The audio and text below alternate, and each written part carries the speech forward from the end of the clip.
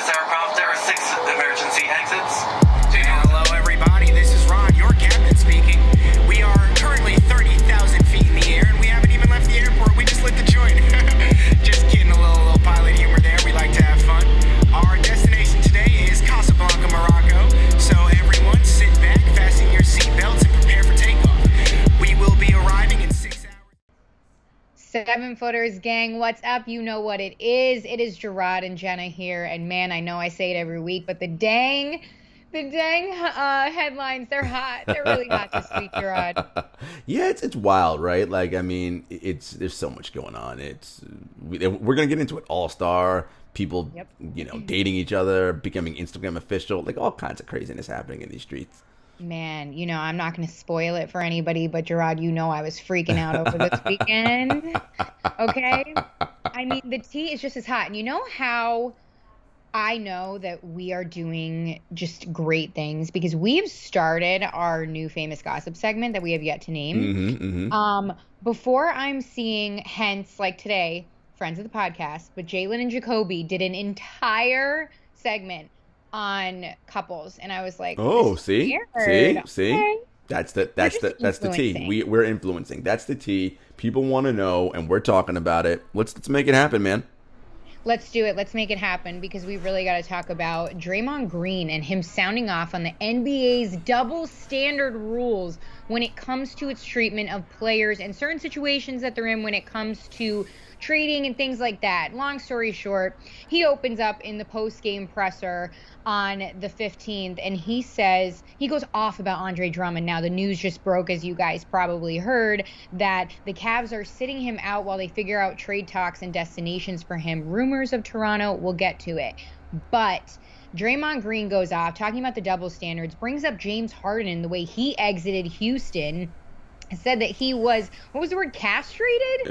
Yeah.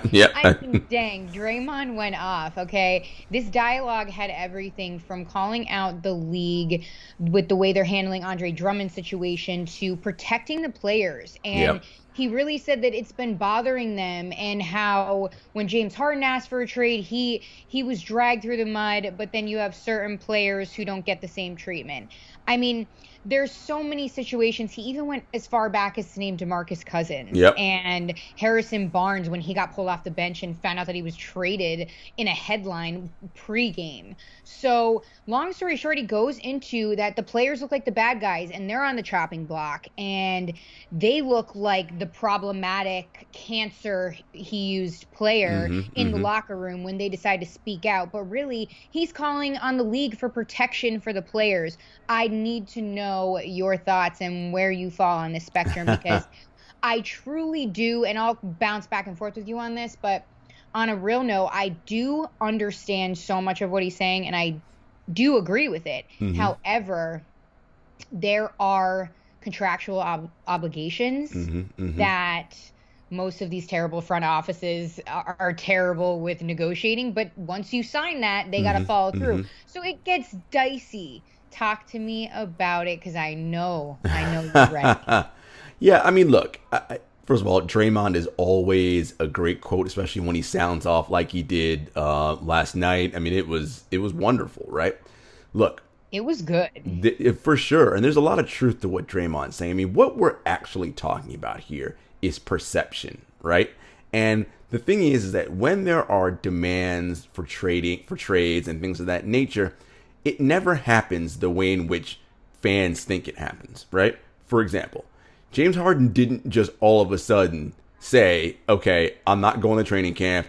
I'm going to go hang out with little baby maskless and like do all this stuff because I'm voicing my displeasure. That's not how this starts. Right. Through back channels, he lets them know. So before media knows anything, look, man, I don't like the situation here. Let's see if we can work out a trade. Okay, well, the team then decides they don't want to work out a trade. They're like, nope, you're going to come to camp. You're going to do whatever. And he's like, look, I really think it'd be best if we try to work this out. Like, again, behind the scenes. This is before anything comes out to the public. Right. The organization now is playing hardball. They're like, nope, we're not moving you. Well, now, as a player, your only recourse now is to act out, right? To now create a situation whereby it appears as though you are this awful, malcontent, horrendous person, right? So that the team is forced to trade you. And what Draymond's saying is like, look, teams can be like, yeah, we're just gonna sit Andre Drummond because we're gonna focus on figuring out what's best for us and do all that. And again, it ties into treating players as assets rather than treating them as human beings, right? Mm-hmm. And the idea is, look, if you want to work something out, work it out. But why is it that the team is only the one that's allowed to save face, but the player can't save face, right? Exactly. And that's the thing. It's like, so the team always comes out looking good. Meanwhile, the player's like, why do I have to go through these lengths to get to this level? Now, to your point, yes, there are contracts, there are things that people sign and all of that. However, it is like anywhere else. If you sign a contract and the current situation you're in is no longer tenable, right? Obviously, James thought he couldn't win there anymore. A variety of different reasons.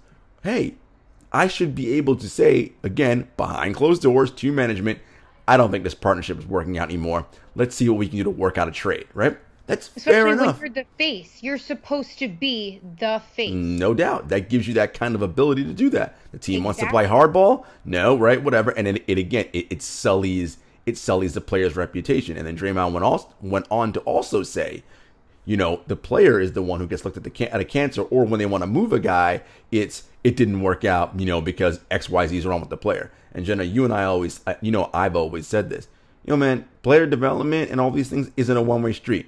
What about the team? Fans love to say, players, live up to your contract, do this, do that. There is also an agreement on the team side. If I'm James Harden and I'm a max level player, which he is, your job is to make this franchise one whereby it is, we can compete for championships for the long haul, right? If the guy who I like and the head coach is gone, the GM who I like is, hey man, those are people who I rock with who are no longer here. Okay, well, this is not an environment I want to be in anymore because I don't know what you guys are doing and I don't trust that the regime that you have in here is going to do the job, right? Same thing with player development. This guy's, he's not good, he doesn't work or whatever. It's like, are we sure that's the case? Or is it that the team is terrible at development and all these things? And if what Draymond again is talking about is this idea of we need to get rid of that double standard and hold teams to account the same way we hold players to. Exactly. And he made a good point as well, too. When it's the team who gets to save face and the organization and the front office and XYZ who trickles up the ladder. However, while this player is now benched, and I'm speaking hypothetically, not even just Drummond, but while this player is benched, his minutes are limited, and he's got to keep his body in shape. He's got to stay motivated.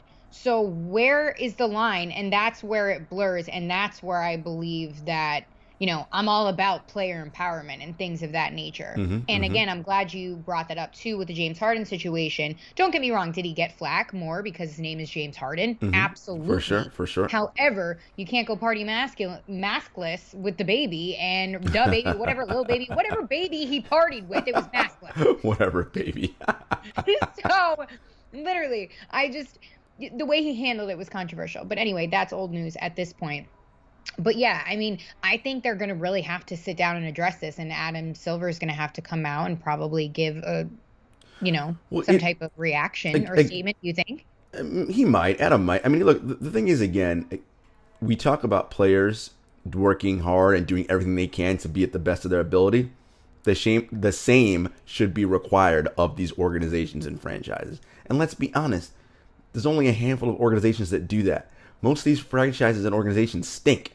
Right? They don't put the time into player development and to creating an environment that is conducive to winning, right? When they don't win, it's because we don't have good players, or it's the player's fault. And it's like, hey, do you have an environment here where it is conducive to winning?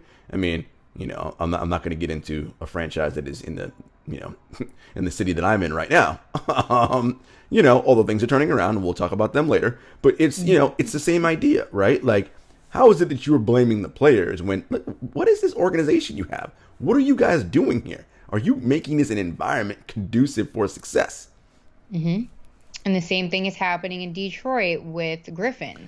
And at least Detroit's handling it better, though, right? In the sense that Blake and Troy Weaver, the GM of the Pistons, They're like, look, we're going in a youth movement. We're going to try to figure out a way to get you where you want to go, right? And so there's a way you can handle it, and players around the league notice that. They pay attention to how teams do this. Now, I will also say this to play devil's advocate.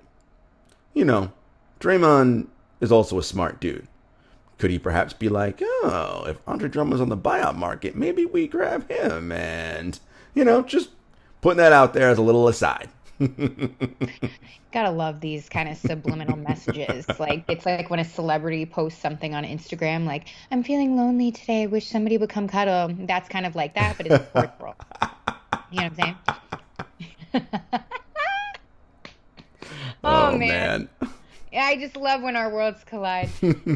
All right. Well, I mean, it's definitely an interesting conversation. Good point. And I'm sure he's not alone in his opinions and statements. So it's interesting. The dialogue is interesting. So we'll keep an eye on that one. We've got to love a loose cannon mouth on Draymond Green, though. Better than the foot. Good. Oh, yeah. Always good. Always good. You know what I'm saying? Mm-hmm. All right. Let's talk about something a little more somber at the moment. We have 4 San Antonio Spurs players who tested positive for COVID-19, which has resulted in a few games being postponed by the league. They announced that on February 16th. And that's coming off of a game from the Charlotte Hornets. So now they're going through contact tracing. And really, these rosters are, as we pointed out a few episodes ago, continuing to diminish due to contact tracing and things of that nature. But, I mean, this is somewhat of a mini breakout, for the league at this point, I would say. So we're not out of the woods. We're not even near that point. What are your thoughts on this? It's they're still holding the All-Star game, and there's a great outbreak. We'll get to the All-Star game in a second, but it is what it is. Like, we knew this was going to happen, and what we said at the beginning of the season was, what the league is hopeful that they don't have is any team having a mini outbreak. Well, the Spurs have 4 players now, so that and that's what we know. Right, that's what we know, right? We don't know if there's any staff members who've tested. We know that it's players. We don't know if there's any staff in addition to that number. Well, that's a problem. Pop has received the vaccination. Everyone, Pop has received the vaccination, just so we know. That is true, or at least the first dose. At least the first, if you got the second dose yet. But regardless, this is what's happening, right? And we're going to start seeing more of this. So, of course, any game that they've played, the most recent against Charlotte, so Charlotte's going through their contact tracing now, which will then probably cause Charlotte to miss some games as well, right? And it's postponing those 4 games, as you mentioned.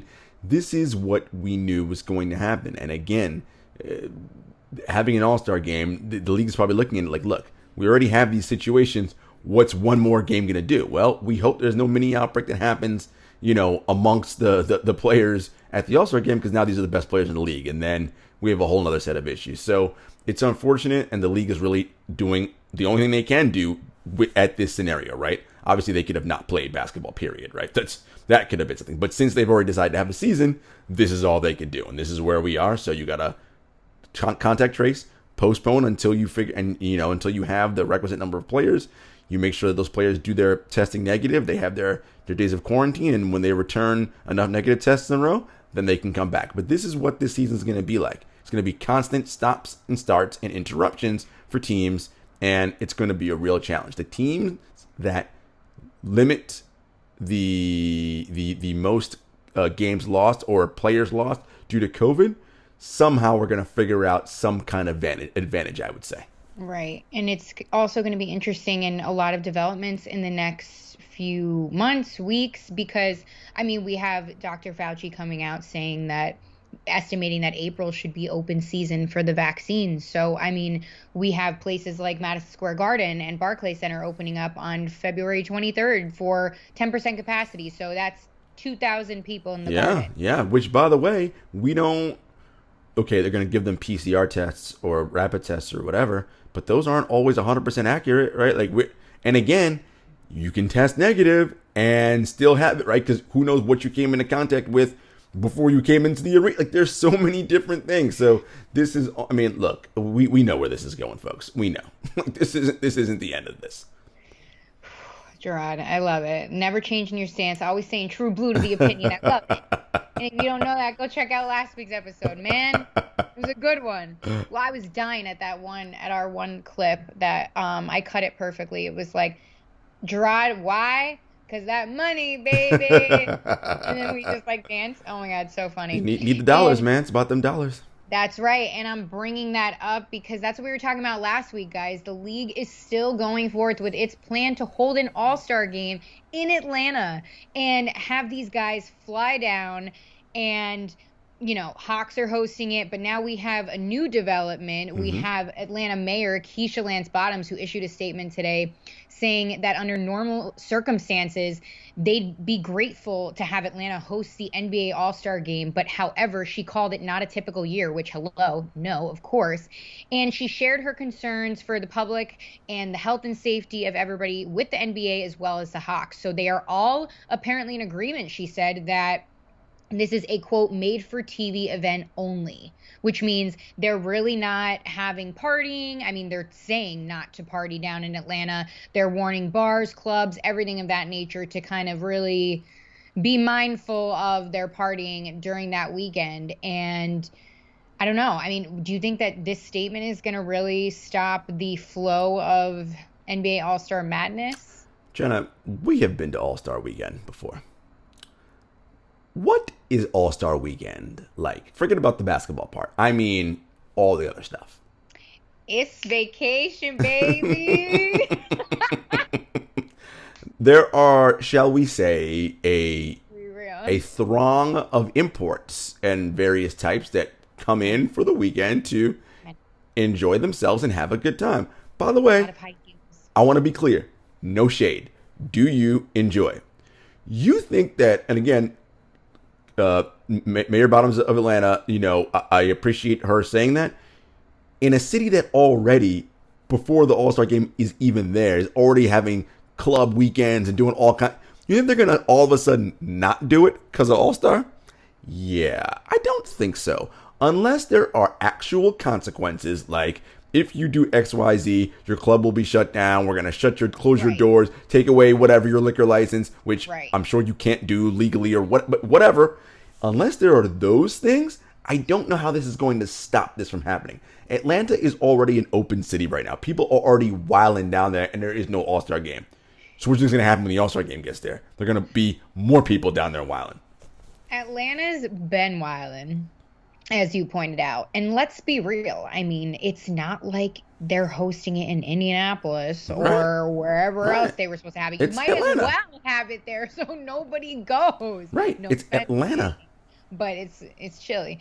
But yeah, I mean, Migos lives down there most of the year. I mean, everybody's recording, I mean, damn. It's going to be wild, man. It's going to be an episode of Love and Hip Hop. Now, look, there will be no official NBA sanctioned events. Okay. Right. But which is a large contribution of the fun. No doubt. And I imagine that, there won't be the Jordan brand party and all the things that we go to. Okay. Official brand sponsor, big things. But again, all them clubs and spots, and those gentlemen establishments, you think they're not going to be having anything? They're already open right now. Why are they going to stop on that weekend? Hell no. And speaking of the fun and the guests who travel to said states during All-Star Weekend to hang out with their friends who may be on the rosters of the teams, or looking to make friends on rosters of teams. Exactly, looking to expand their horizons. Yeah. This is interesting because 4 guests are allowed per All-Star participant. And the players and the guests, they have to be required to stay in their hotel unless they're in, of course, certain designated areas of activity and things of that nature. But that's interesting. 4 whole guests for one night of activity there. Well, we'll leave that up to people's imaginations. We're sure that people will bring potentially their families. Maybe they won't. Maybe they'll bring nobody. Who knows? Now, look. Again, the NBA is going to do its best job to keep the players quarantined up, and I think they'll do an excellent job of that. But that ain't what I'm concerned about. My concern is everyone else flocking down to Atlanta that weekend to party for All-Star. That is what I'm concerned about. And what may, the potential for more spread. That is the issue. But, what can I say? Yeah. Listen, I mean, hey, I guess I get the money game and how things are. It's just interesting that we are ironically going through a mini outbreak right now. and we're still holding this, yet we can't have fans in arenas. There's just, speaking of double standards, Draymond. It's just crazy. They're just, and it's just all nuts. It's all nutty. It really is. I mean, hey, we'll see. And as you guys know, as reported by Shams and everybody else who drops those little bombs, they are going to hold a 3-point competition, skills challenge in the pregame of the March 7th game.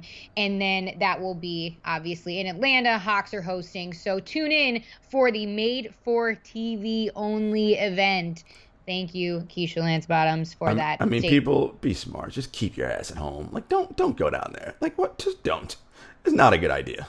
Keep your ass at home, as Right. Jarod says. It's not a good look. And that's that. That's all she wrote. Let's move on to, actually, we're not even going to move on. Let's stay in Atlanta. Because it is time for the only subject of today's America's favorite segment, What's Up With? What's up with the Atlanta Hawks? Because it's not looking good down there. They just had a brutal loss to the New York Knicks, who are absolutely on fire. Thank you very much. In my Knicks blue today, just celebrating that W. Vote for Julius Randle. Anyway, Atlanta Hawks head coach Lloyd Pierce told The Undefeated that he is returning to Atlanta for the expected birth of his second child in the coming days. So that means he's going to miss the next 2 games already, and the Hawks are already in a bunch of hot water. Hence, they're not playing well at all. What is up with the Atlanta Hawks, and is it even salvageable at this point? I mean, I hate to say that about you, Trey. But the crazy thing is like this season's so nutty that the Hawks are a 4-game win streak away from being like the 4th seed. You know what I mean? Like this is True. This is what's so crazy about how jumbled everything is. But you know, it's interesting. I've been watching a lot of the Hawks on League Pass, and I'm just sort of like keeping my eye on things. And you know, I like to look at like how the players are reacting off one another, what the body language is like, what the chemistry appears to be.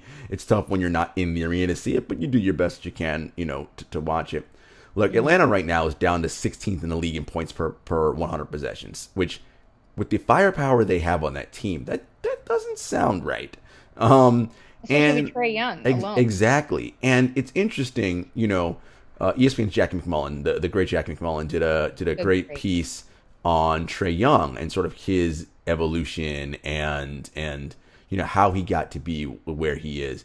And it's interesting because Trae and you know, friend of the show Jamal Murphy pointed this out. It was last year, I think, Trae had hit a game winner for Atlanta in a game, and Murph always points this out. He goes, "It was the strangest thing I've ever seen in my life. I've never seen a player hit a game winner and none of his teammates came over to him to like be like, yo, that was awesome,' and like do the whole thing. Like nobody came over." And ever since Murph said that, I've been just always watching the interdynamics between the Hawks and Trae Young, the players, and like how they react.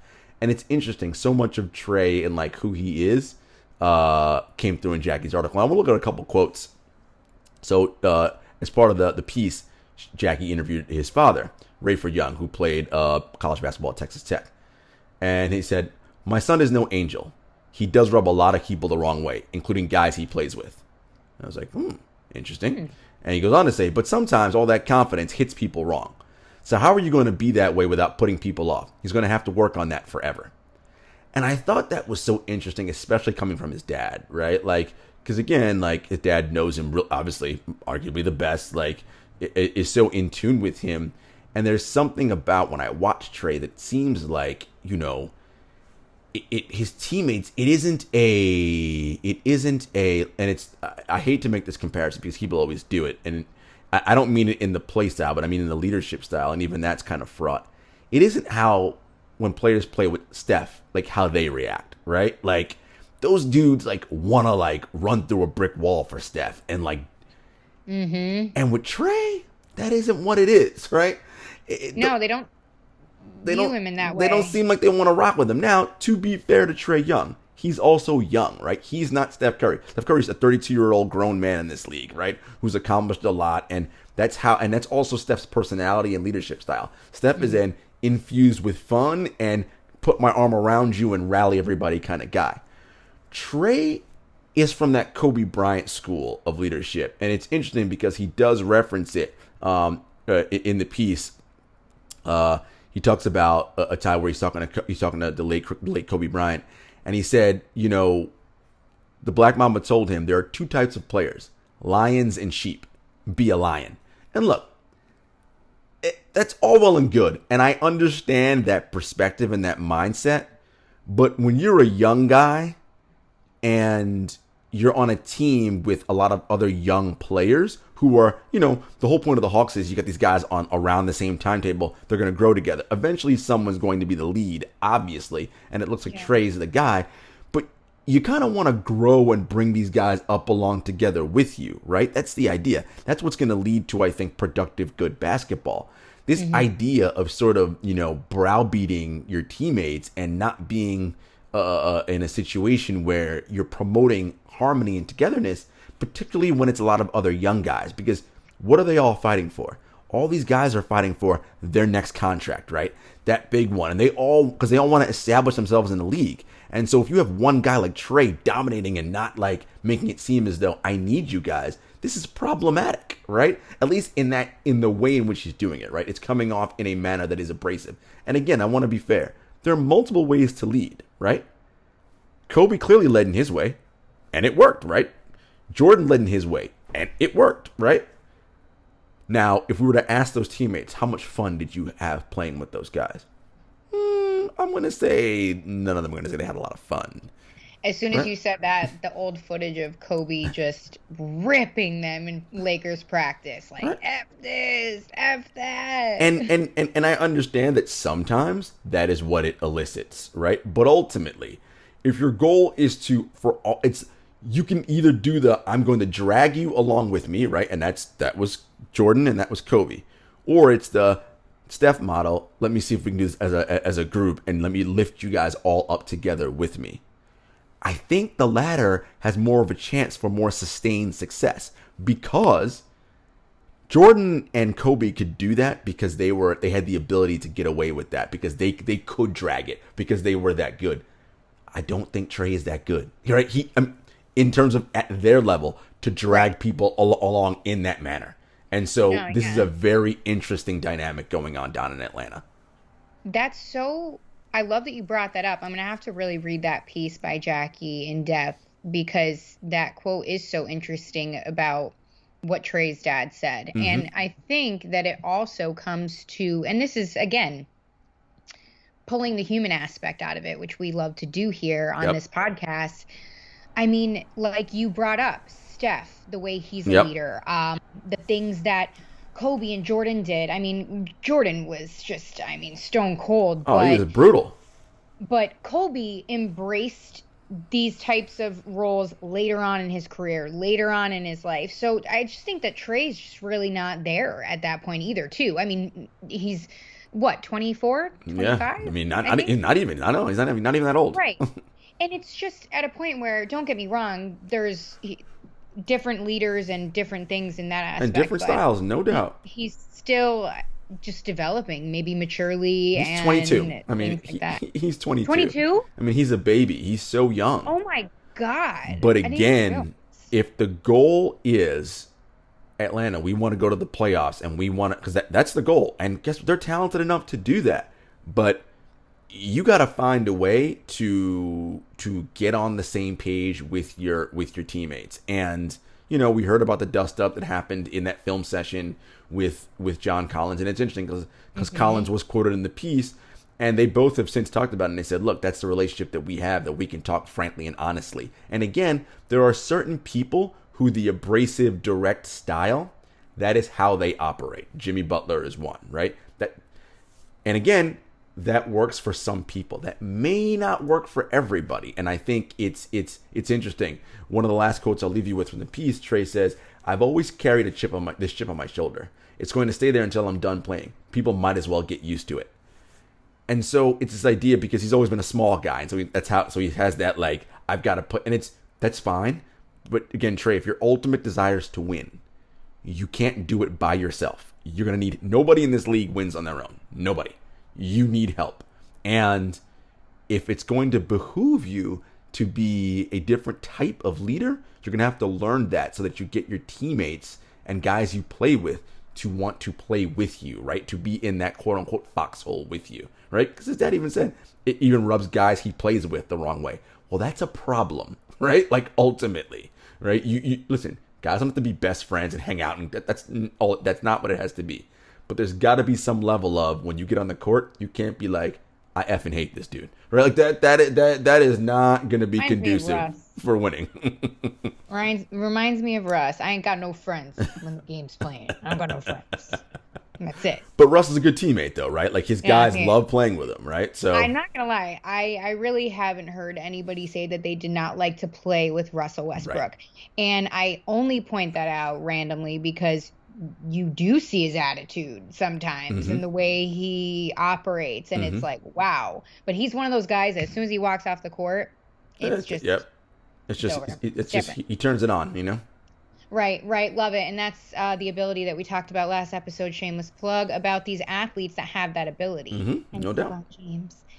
Anyway, let's move on to my beloved Knicks. Because, guys, what is up with the New York Knicks? Playing well. Mean, I'm not asking. This is not me. This is the script that I am reading specifically. But I am not asking why I'm wearing my Knicks blue. Because we are winning and we are having fun. And Julius Randle deserves to be an all-star. Wow. No offense, Bradley Beal. I'm hopping off your train because I got to hop on. Wow. You jumped off of the... Wow. It's not that I jumped off. It's just that I can let the fans take it now because I have done my work. Now it is time to serve my Knicks and Julius Randle, who dropped 44 the other night. And he was absolutely incredible on both ends of the ball, both ends of the floor. He had high praise from his teammates after the game, including RJ Barrett, who said that what else does this man have to do? He's an all-star. And the most incredible praise, though, after he drops 44 points, 9 rebounds, 5 assists. The box score was flooding. But the best praise came from Coach Thibodeau, who said that it's the way that he wins and the way that he brings players together and all around really sets that vibe and that energy on the court. And to me, it was one of the best quotes I've ever seen a coach speak so highly about a player and his effect on the floor. And, of course, you have the LeBron Jameses of the world and all of that. But he said, quote, just in part here, he's playing multiple positions. He's doing it all. The most important thing is that he's having an impact on winning, and hopefully it'll be recognized. It's just an all-around great story happening right now in New York. Hopefully they can keep it going. They're on, 3 to 4 straight wins after that W against the Hawks. So what do you think about my Knicks over there? They're playing well. Look, we knew Tibbs was going to change the environment around that team, because that's just his style, and then they compete hard, right? I talk about it all the time. There is still clearly a talent gap against when they're playing against some of the better teams in the league, but these guys are busting their ass, and young guys like Emmanuel Quickly are playing really, really well. Julius Randle, of course, making a bid for an all-star, and if you're a Knicks fan, you got to be happy with it, right? It's outstanding. And again, is this the kernel and the seed of potentially building up a franchise that can be consistent, right? You're developing the guys you have on your roster. You start to become winning. Let's say you even sneak into the playoff, or as of right now, you're actually in the play-in. As of right now, you're actually in the playoff. Yeah, you're not going to win a round, but you're in the playoffs. All of a sudden, around the league, other players start saying, oh, the Knicks seem to be having their act together. Guys are playing hard. They have a new attitude, a new vibe around there. This is interesting. Again, the development happens. You get a little better the next year. You draft well, right? And you develop, and next thing you know, with all this cap space and our picks are playing well, we make a trade. We get this guy, and all of a sudden now, okay, we're starting to be a serious player, like for continuous playoff appearances, right? So I'm loving what I'm seeing. I want to temper Knicks fans. Be patient with the process. Don't try to rush it and jump like, all right, we got to trade Randle now and get this guy in it. Like, calm down. Let's continue to change and build that culture around this team. And hopefully the powers that be allow Tibbs, Leon Rose, and William Wesley to do what is necessary to build a sustainable situation. That's right. Big ups to the Knicks over there. Garden opening up on the 23rd, baby. Let's go. I can smell the hardwood now. Mm, mm, mm. Okay. Get your Popcorn ready? seatbelt on. Get your seatbelt on, get your popcorn ready, because this is the unnamed gossip segment that keeps on thriving. Okay? There's only one headline this week, and that is all we need for a gossip segment, because Kendall Jenner and Devin Booker confirmed their romance on Instagram with sweet posts on Instagram stories. They tagged each other. There was hearts, there was cuddles, there was laughs. They were frolicking in a field somewhere in Calabasas, probably near her mansion. Goodness. I mean, I am just over the moon with this Ben Simmons 2.0 look-alike second relationship that might end in 2 weeks, but we're still here for it. Well, listen. Come on, you have to admit they could look like distant cousins, and they are both cute. I mean, they light skinned, so that works. Who would think that. I mean, they light skinned, so that works. I mean, look, here's the thing. I always thought that they were Kendall and her sisters tend to like NBA players, right? Or at least date them, and that seems to be seems to be a thing. Now, at least they're consistent. At least they're consistent.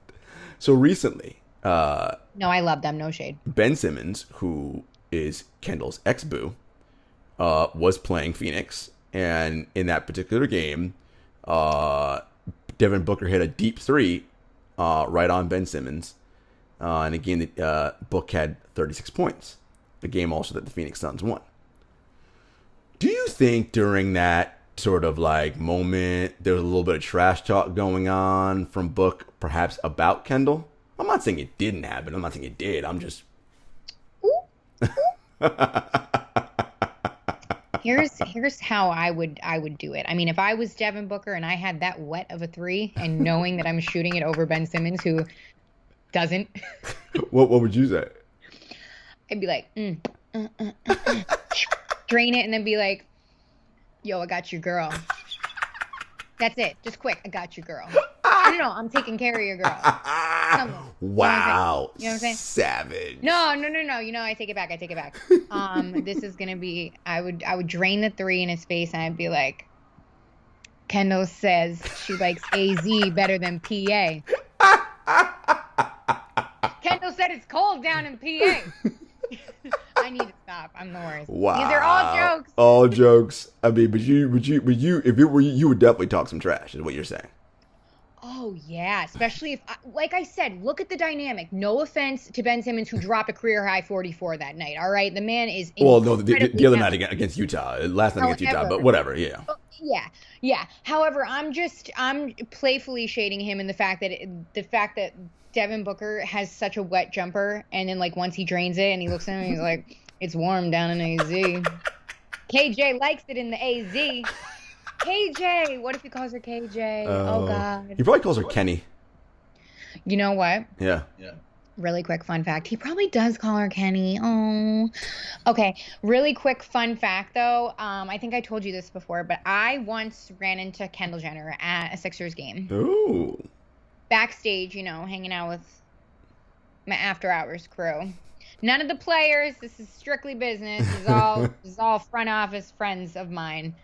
But yeah, I saw her. When I tell you, like I said, no shade. She is one of the most beautiful people I have ever laid eyes on. It is not even funny. The pictures are real. Mm-hmm. She looks like that. That is her face. You never know. But that is everything that you guys see, but like 10 times better. I swear. I can confirm the same. You ever see somebody wear leather and it was loose? She did. That was her. I can confirm the same when she was dating Ben, and I'm sorry. Yes, I would often run into her in the bowels of the Barclays Center. So yes, the pictures are real. She's a striking young lady. Real deal. Supermodels don't lie. I mean, they probably do, but still. But we just have too much fun with that. Too much. Like we said, we're here for the laughs. Here for these jokes. All right. Let's talk about some news and notes here, though, because we got a lot of different things happening in the season. And dare I say, Andre Roberson's back. Did you ever think we would be saying that? Who knew? I mean, I'd actually thought about this, and I was like, the Nets need some help on the wing and some defense. I'm like, I'm gonna give Andre Roberson a flyer, and here he is. I have to ask, obviously, this is the team that you cover, listeners of the Seven Footers podcast. Look to you for insider info. How is he looking? I mean, have you seen him play? Has he talked in the presser at all? No, he hasn't talked yet. We won't hear from him probably until they're back off this road trip, this West Coast road trip, I would imagine. They just announced the signing today. Obviously, he's been working out. The question is where is he in terms of COVID? If he's already had COVID, it'll be much quicker for him to join the team. If he has not had COVID, then he's got to go through the full, the 7-day quarantine and all that. And again, so he won't join the team until they come back from their current West Coast road trip. Look, they need defensive help right now. We know that Roberson is a negative on offense, but he is a positive on defense. But if you're on the floor with Kevin Durant, James Harden, and Kyrie Irving, and let's say they put Joe Harris out there, we're good. You don't need offensive help. I don't need you to do anything. The other night against the Kings? Yeah. We don't need you to do anything. All we need you to do is stand over there in the corner or cut to the basket, right? To just move around so that guys have to, and if people double us, you get wide open dunks and layups, and that's fine, and we'll take that. So what they need him for is help on the perimeter, on the wing, so they can really shore up their defense. I'm really curious to see him return. Yeah. I mean, we haven't seen him in a minute. I mean, he battled some tough injuries and things of that nature. So, again, wishing him the best of luck in BK. Let's go up to the 6. And we ain't talking about Drake, even though he's dropping a new album soon, but he postponed it, damn it.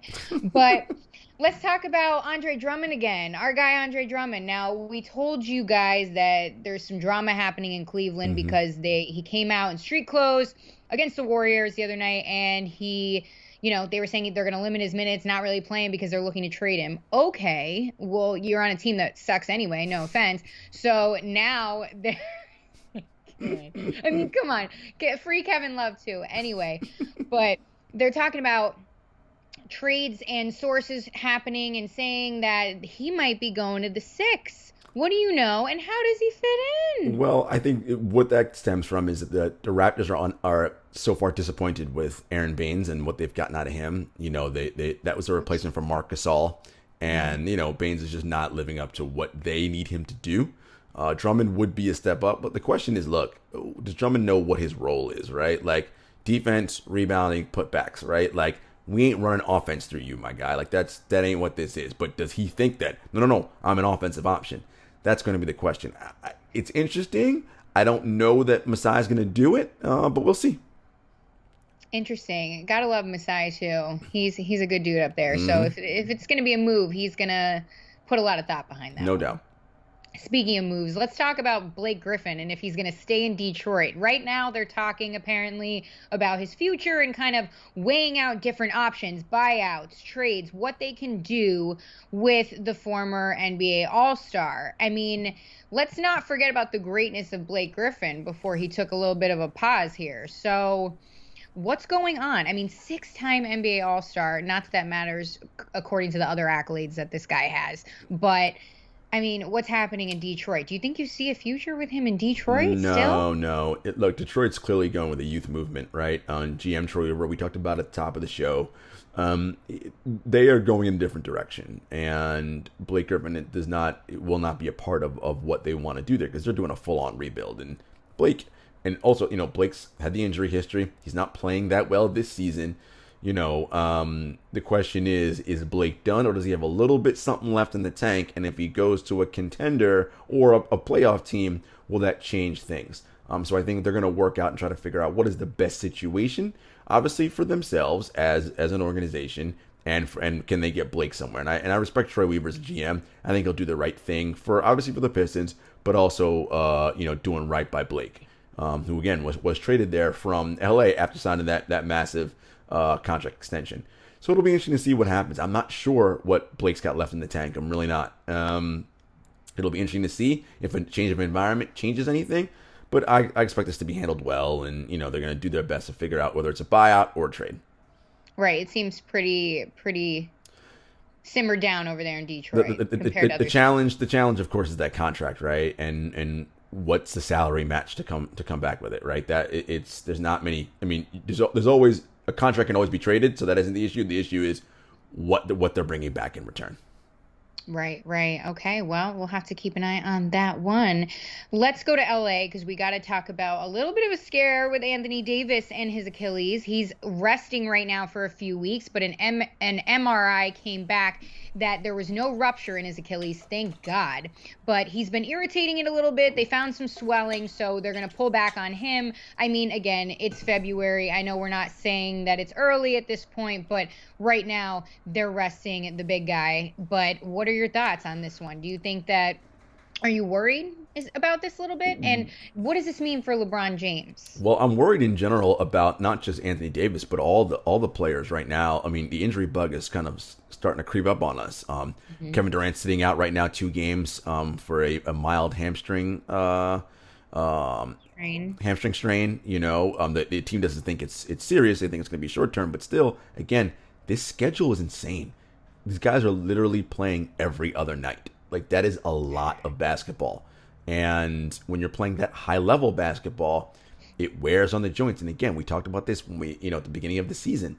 Lakers had a short offseason winning the championship last year. That is not a lot of time for the body to recover and come back around. Davis has had a history of some injuries and little nicks. And I'll tell you right now, Lakers fans, you ain't repeating if Anthony Davis is hurt.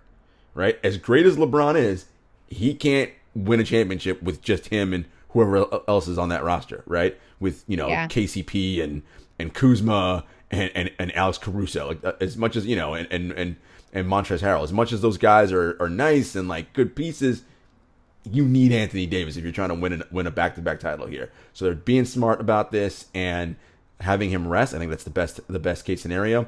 I doubt we see him before the All-Star break. We won't see him again until sometime after that, and I think that's smart. Look, they're going to be fine. Like, home court advantage is not going to matter as much. Yes, they're starting to let fans back in. The Lakers know how to win, right? Of course, they have LeBron and AD. LeBron, of course, has the most final experience, right? And as a team, they have it as well because they just won it last year. So they know what they need to do. It's smart. Let's rest and be smart about this AD injury. Right. Not to mention when you're playing inside Staples Center every night, I don't think fear of any type of like that kind of outside noise comes unless like you're a rookie. It's all good. They're fine. They'll be all right. It's the smart thing to do. Take the proper time. Exactly. Let's talk about Jason Tatum because, as you guys know, he had COVID. He tested positive for COVID about a month ago, and he's still experiencing some pretty alarming after effects of it, mainly his breathing and struggle with fatigue. And he came out and said, quote, I think it messes with your breathing a little bit. I've experienced struggling with breathing and you get fatigued a lot quicker than normal. And then he also said, quote, just running up and down the court a few times, it's easier to get out of breath or tired a lot faster. I've noticed that since I've had COVID, it's just something I'm working on. So he's really dealing with this and kind of going through the motions of post-COVID effects, naming fatigue and things of that nature. And this is serious. I mean, this is awful because you have players like Kevin Durant who had COVID last March and he's not experiencing, as he has said, those type of effects coming off an Achilles and playing at an MVP caliber level. But what do you think about these comments by Jason Tatum? Super alarming because he's really young guy. No doubt. I mean, he's really entering the prime of his career. I mean, he's not even close to his prime yet, right? I mean, he's still like, he's 21. Like, he's not, right. Look, this is what we're talking about, right? Like, we still don't know what the long-term effects of COVID-19 are because people, I say this all the time. It was called a novel coronavirus for a reason. Novel meaning new. We haven't seen it yet. We won't know what the long-term effects are until a longer time from now, right? Because the disease is new and we're studying it as we go. We're learning new things. Scientists and doctors and health professionals are learning new things seemingly daily, okay?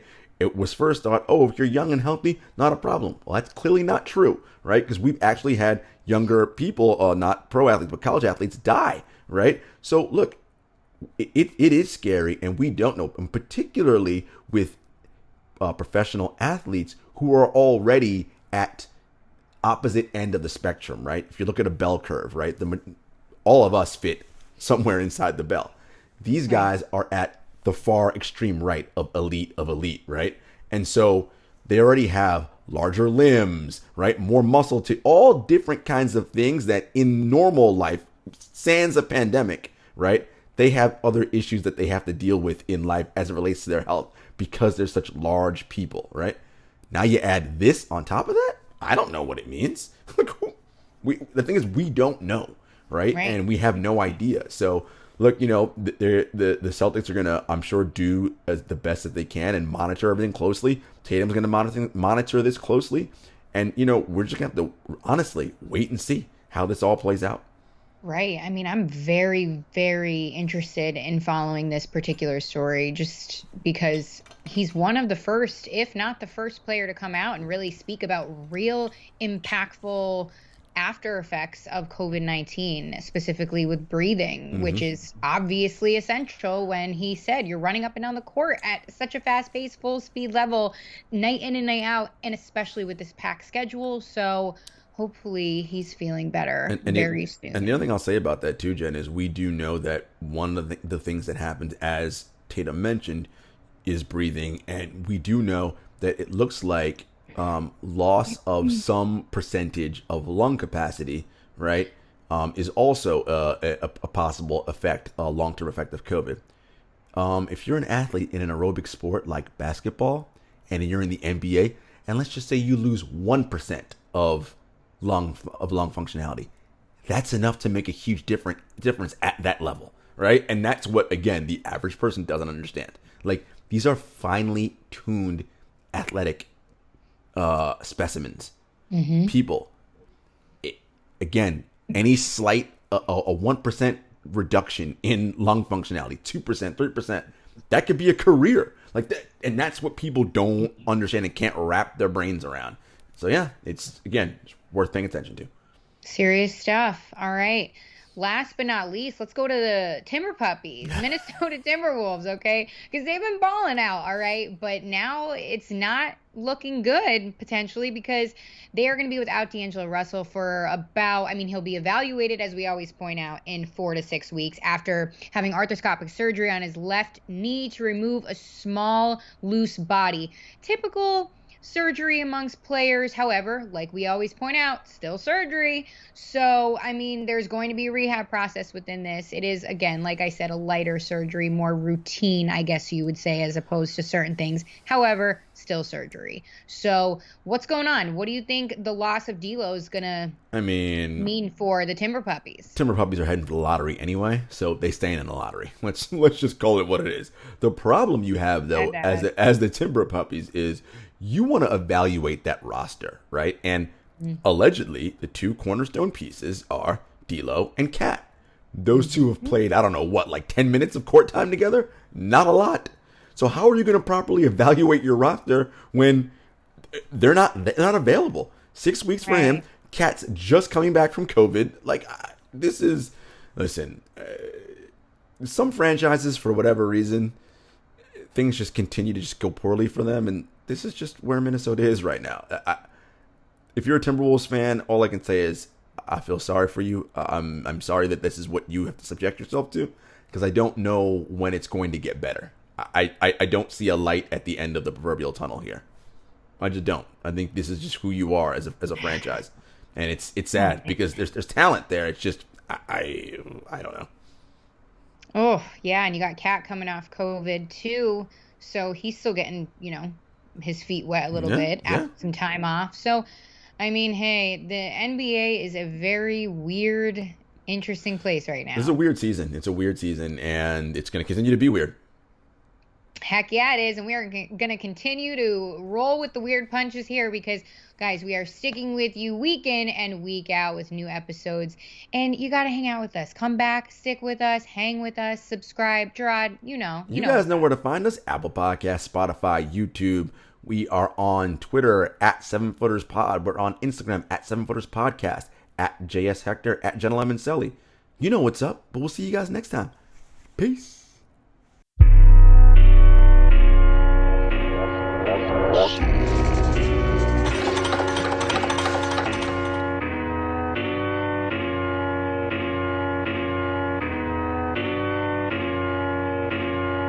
a couple years out here with these raps, trying to have a plan that we made come true. Applied to some jobs, but I ain't hit back. I don't wanna trap, what some man gon' do? Chevy told me come